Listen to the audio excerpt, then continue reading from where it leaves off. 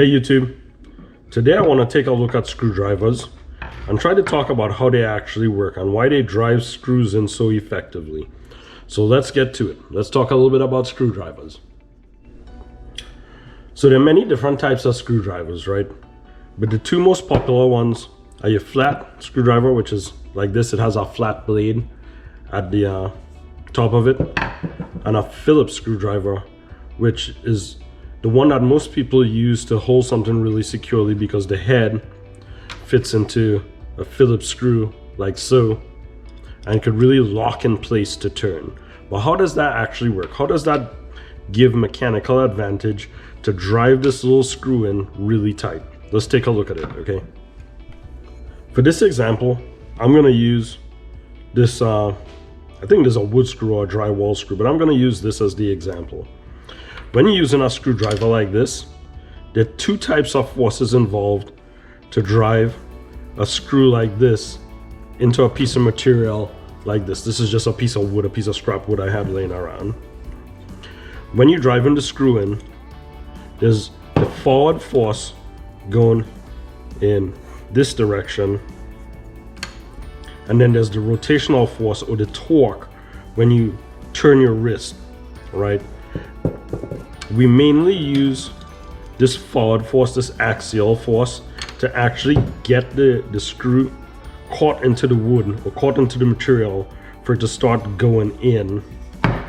What really pulls the screw in is that rotational force or the torque, right? So you put the screw in, you push a little bit and you turn. In its simplest form, that is how you really use a screwdriver. But why does that actually make the screw go in, and why does it actually put all that force in there? Let's take a look at it. When you're looking at a screwdriver like this, you realize the handle is much wider than the shaft of the screwdriver. That's really important in terms of how it actually drives the screw in, not really taking into account the axial force. When you twist on the screwdriver, you generate some torque with your wrist. Torque, the formula for torque is radius, and if you could understand my handwriting, by force. And that's the force on your arm twisting multiplied by the radius of this handle here. Understanding that the radius of the shaft is much smaller. The torque throughout the screwdriver is exactly the same, absolutely the same, so that you're the one exerting the force and you're the one generating the torque. So the torque at the handle is the same as the torque at the shaft. Here's what that means. That means that if torque is equal to the radius multiplied by the force, then the force is equal to the torque divided by the radius. If the torque stays the same and the radius gets smaller, that means the force increases. So when you turn a screw with a screwdriver like this and you use a certain amount of torque here, the torque down here is exactly the same. What happens is the force is actually multiplied throughout the threads.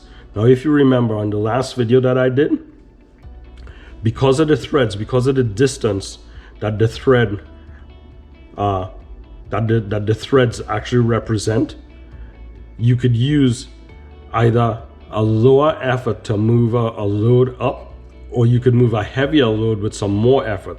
So the more torque you could put on this, the more force you have exerted by the thread, and the tighter you get something like this into a piece of material like this piece of wood. Let's go ahead and demonstrate how this actually works, okay? So I have a small starter hole in this piece of wood, just right here, just so I could put that screw in. And then with a little bit of axial force moving forward and more radial force now I have not that much axial force pushing the screw in because the screw's already caught on. Now it's up to me to use more radial force, or the torque, to actually drive the screw. Now I am still keeping a little bit of tension forward to keep the screwdriver engaged into the head of the screw, but not quite as much as when I first started. And I am twisting really hard. Now what this means is as the shaft of the screw goes into the wood, there's more and more thread actually getting in there, which means the load increases, which means I have to turn a little bit harder to exert a little bit more force to actually cover that distance, because now all of a sudden we have a whole lot more surface area of thread to cover.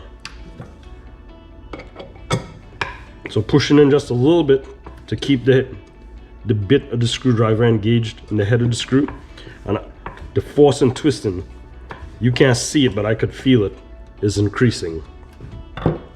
What that means, if the force increases at this point in time, if my force increases at this point in time and the radius stays the same, now all of a sudden I'm having more torque, more force, and the material is held tighter.